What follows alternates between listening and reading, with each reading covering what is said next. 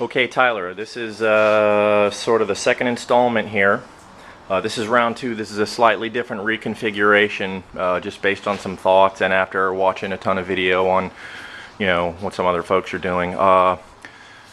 So the most notable changes are that we put a bunch of T's or a bunch of ports in place so that we can monitor temps. We've got this 4-channel thermometer, electronic thermometer, that we can use to monitor temps. So we've got a port right here, so we can monitor everything coming out of the boiler. So when the boiler starts to get depleted from alcohol, this will be our first indicator.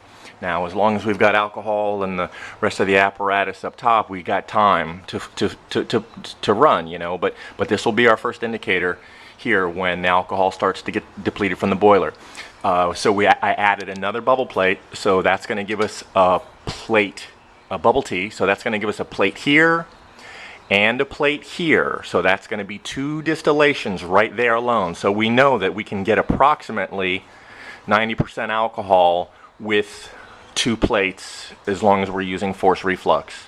Now we have the option to put another plate here, but we probably want to utilize this sight port to watch this action right here. Maybe not, but this does give us the option to put another plate in here. So there's 3 distillations right there. So that should hold our purity levels very well. This viewing port remains the same, and then we put another 2-inch T in here. We took the segment out, the pipe segment out, and we put a T in here, and here's another place to put a temp probe, so we can monitor temp directly out of the boiler, and we can monitor temps 2 plates or 3 plates up. And then we have 1 more plate here, which is going to be our last distillation. So all of those plates are going to ensure that our purity levels remain very high through the bulk of the run, through most of the run. Okay, so the circuitry for the drain remains the same.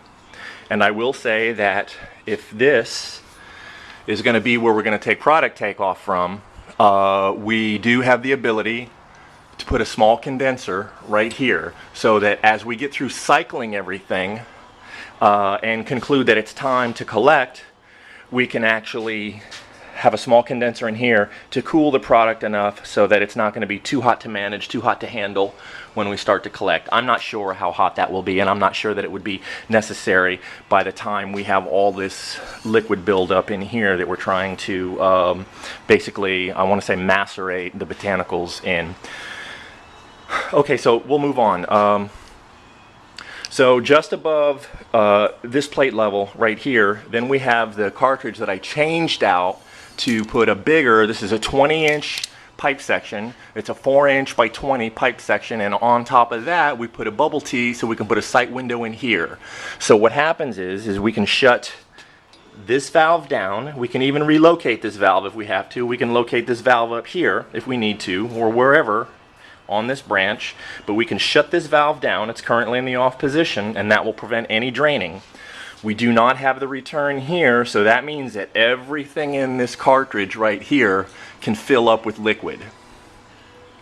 And when we get to the top of the window here, we'll be able to view where the liquid level is, and then we'll know that as soon as the liquid gets to the top of that level, that it's time to collect. Now, we can change the length of this pipe and put this T right here, or we could just eliminate this altogether and load this whole section up with windows so that we could see. But there's an expense that I'm not so sure is really worth it, because this pipe section here is going to be more affordable than 3 bubble T's would be. Now, at the top, we have another torpedo section, okay? And on the top of the torpedo, this thing is open right here. There's our last temp probe. We'll go in here, and we mounted the condenser off to the side because we're limited in ceiling height. So that basically allows us to get the reflux condenser underneath our 8-foot ceiling, so that we don't have to worry that we're not going to have enough height. And that thing will knock anything down. Now, we ended up using this torpedo for the sake of getting the temp port in there, but we could go with the 3-inch deflegmator as well, or we could even pair up a 3 and a 4, or pair up pair any number of them up, because we've got the adapters to do that. So anyway, this is the This is a slightly different variation on what we talked about yesterday. Everything on the drain circuitry is pretty much the same, except that we of course added the, we added the spot to monitor temps. And again, we can put a product condenser on this thing so that when we start to collect, it'll be easier, more manageable, because I really don't know what the temps are. So anyway, that's the slight modification. So my thoughts are based on what I was looking at with regard to, the lavender essential oil extraction, was that I saw some pretty big cartridges, quite a bit of material being stuffed into those baskets. So, this thing right here, this can be changed out if necessary. I mean, I'm not sure what kind of volumes you're dealing with, but you can get, quite a few pounds of material in this tube alone. So, but again, that's sort of an academic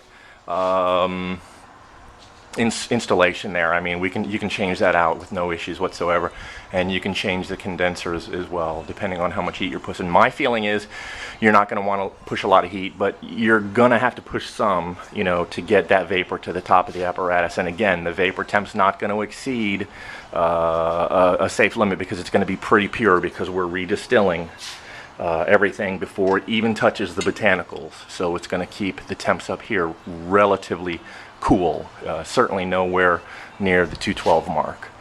That may increase as the run progresses, but hopefully by that point you're going to have finished what you need to finish doing. And I think that's it. Anyway, hopefully I'm not flooding you with too much information, but I certainly do look forward to some feedback from you so that we can, get this thing designed so that it'll run very, very quickly for you. All right, that'll do. Bye.